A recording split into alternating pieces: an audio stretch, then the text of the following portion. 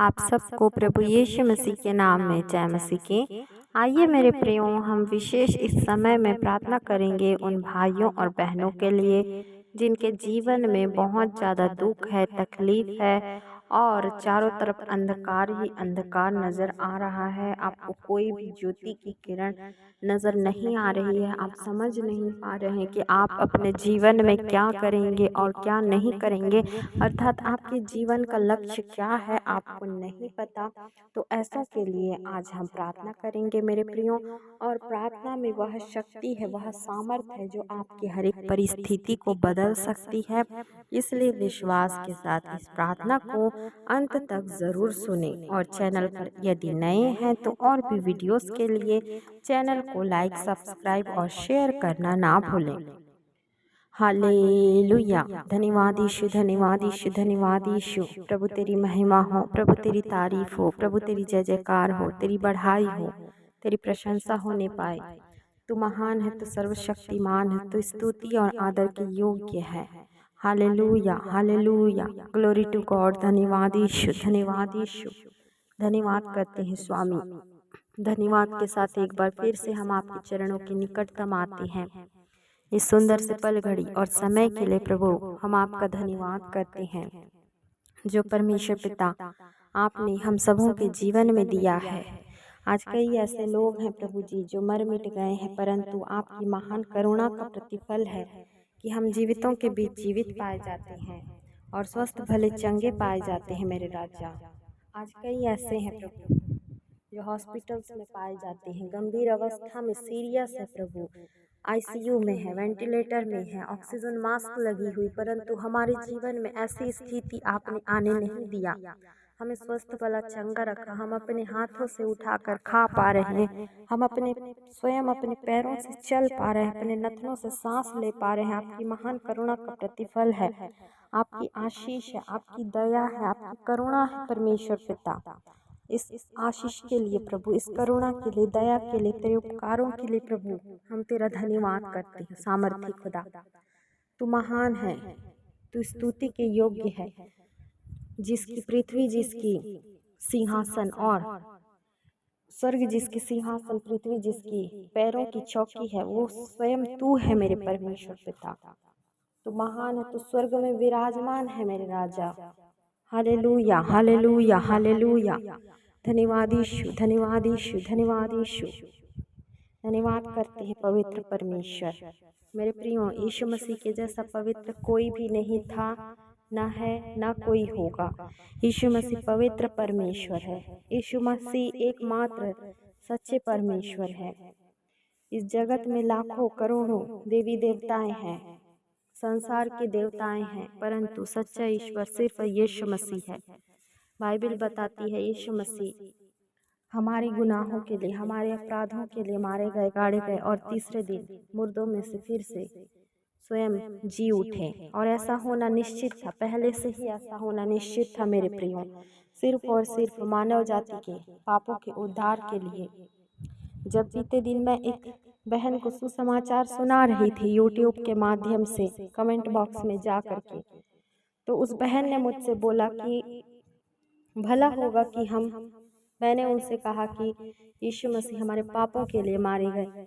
उस बहन ने बोला कि भला होगा कि हम पाप ही ना करें, अर्थात पाप करने से बचें। तो ऐसा हो सकता है क्या कि हम पाप करने से बच सकते हैं?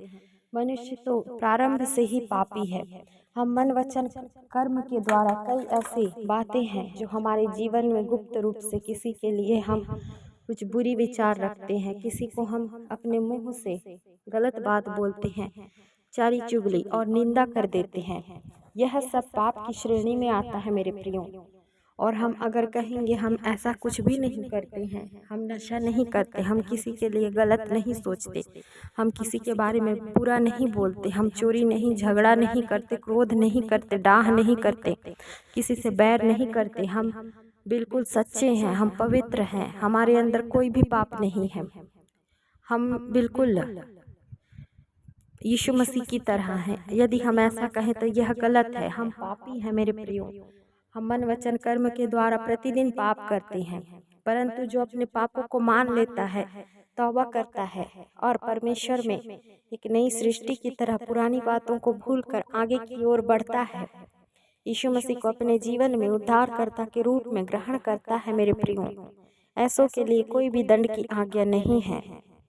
और स्वर्ग और नर्क की कुंजी सिर्फ यीशु मसीह के पास ही है। इसलिए मेरे प्रियो, यीशु मसीह पर विश्वास करें, यीशु मसीह से प्रार्थना करें। वही है जो सच्चा ईश्वर है।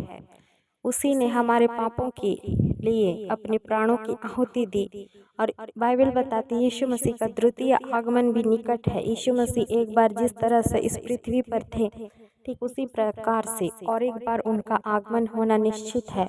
और यीशु मसीह कभी भी बादलों पर आते ही होंगे। और जब यीशु मसीह आएंगे तो जो मुर्दे हैं, जो प्रभु में सो रहे हैं, ऐसे लोग सबसे पहले जाग उठेंगे और परमेश्वर पिता के साथ स्वर्ग में उठा लिए जाएंगे।